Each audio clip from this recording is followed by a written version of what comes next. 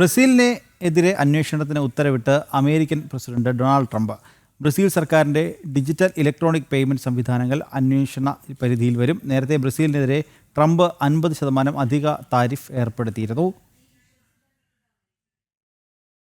രാജ്യങ്ങളും തമ്മിൽ പാലിക്കേണ്ട വാണിജ്യ മാനദണ്ഡങ്ങൾ ലംഘിച്ചു എന്ന ആരോപണമാണ് ബ്രസീലിനെതിരെ ട്രംപ് ഉന്നയിക്കുന്നത്.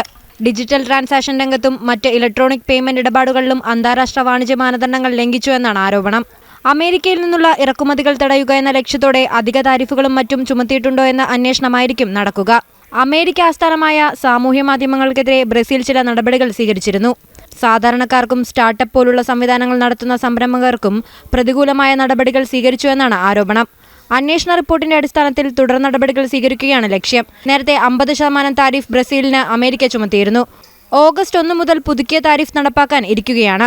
അമേരിക്ക, ബ്രസീൽ എന്നീ രാജ്യങ്ങൾ തമ്മിലുള്ള കയറ്റുമതി ഇറക്കുമതി വ്യത്യാസം 33% കഴിഞ്ഞ വർഷം വർദ്ധിച്ചിരുന്നു. ഈ സാഹചര്യത്തിൽ കൂടിയാണ് അധിക താരിഫ് ചുമത്തിയത്.